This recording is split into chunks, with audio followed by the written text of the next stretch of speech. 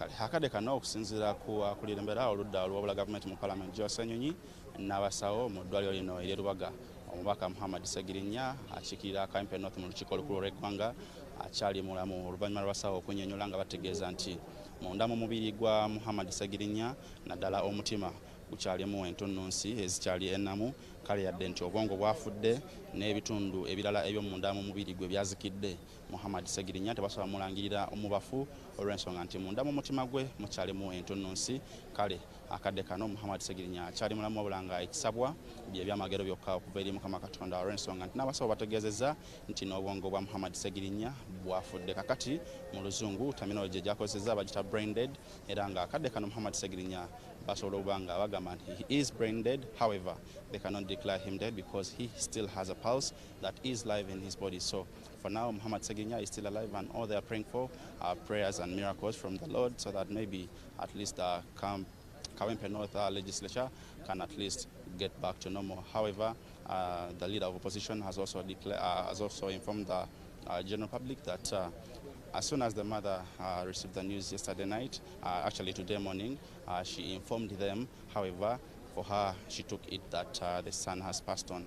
So for now, we are still at Rubaga Hospital, trying to gather all the information that we could, and we shall be informing you, our dear viewer. BBS Refiner, Suleiman Sabugwao, ebisinga tujabikwa mpeza za fezidako, but for now, katusoke tukulenga ate tukulaga ebiri wano n'abakulembeze ab'enjawulo ate abali mu kitundu kino abazze okubaawo ate naye okulaba embeera y'omubaka Muhammad Ssegirinnya. Amawulire mu kusooka gasoze nga gatambula nga galaga nti omubaka mufu naye ate okusinziira ku bivuddeyo balaga nti akyalimu akalamu. Mmwe nga bakulembeze akadde kano kiki kye mulowooza ekiyinza okuba nga kye kiddako? Ekiddako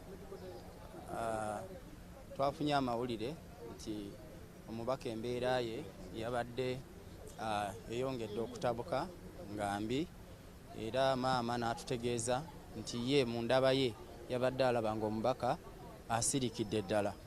Naye okusinziira bwe tuzze wano nga twogera n'abasawo, abasawo batugambye nti bo tebasobola konfaminga ekyo olw'ensonga nti bo bakyalaba nga omuntu akyali mulamu. So tetusobola kati kuwa kyankomeredde kubanga abasawo bo batutegeeza nti omuntu akyali mulamu era naffe tusaba Katonda nti kibeere bwe kityo kubanga twetaaga omubaka waffe nga mulamu ayongere okuweereza abantu be abamulonda aba Kawempe North.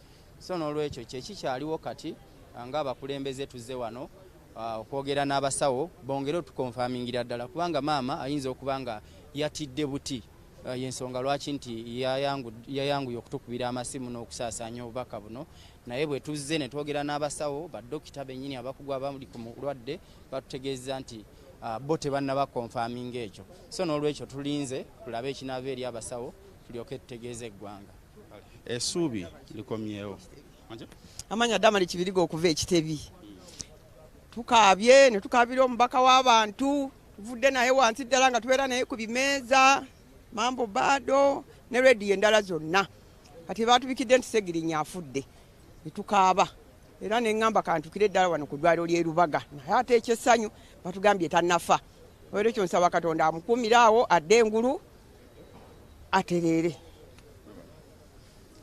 Kabadde kaseera kanaku emabegako naddala awo nga amawulire agatandika okusaasaana nti omubaka wa Kawempe North Muhammad Ssegirinnya avudde mu bulamu bw'ensi. However, abasawo bagamba nti akyali mu pulse. Kiwasuubi ki era namwe abakulembeze naddala mu mikono gya Muhammad Ssegirinnya? Okusingira ddala essuubi ttono neera tekijjawo nti tusigala tunyolwa wamu ne family wamu ne bannayuganda bonna awamu. Anzika mwezi gw'omukaaga nga 9 nakyali Honorable Ssegirinnya kwa Aga Khan e Nairobi. Era twamusanga amaanyi alina nga era n'atuwa essuubi nti ddala obujjanjabi weebuli era wakudde engulu. Batuwadde amawulire g'okubika buli omu tegamukoze bulungi naye twagala kikwasa liiso ddene atukolera tekyayinza okukola naye eri abantu b'e Kawempe ate bo balina okunyolwa kunene nnyo kuba yanyongera okutegeeza bannayuganda nti oba oli awo Kawempe mwe muli akatundutundu akatono bwe kati oba oli awo nga ateko tekalina na bukiise ku mitendera gyonna.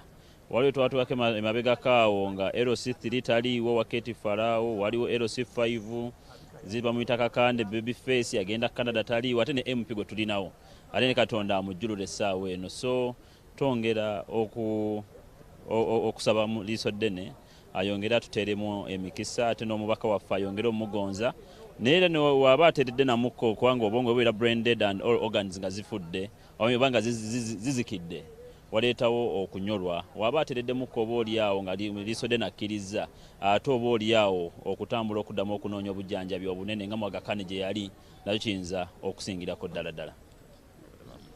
Kale bingi nnyo ebikyatambula era nga akkiriza ebisinga twongera okubikuwa mu mpeeza zaffe ziddako mu maaso awo. Nze Suleiman Sabugwawo nkoze ne Robert Kalemera okutusaako ebifaananyi okuva gye twatandikidde era ffe tukyagumbe wano ku ddwaliro e Lubaga ebisinga tugenda kwongera kuba nga tubikutuusaako. Katukerekereze for now, we shall get back to you.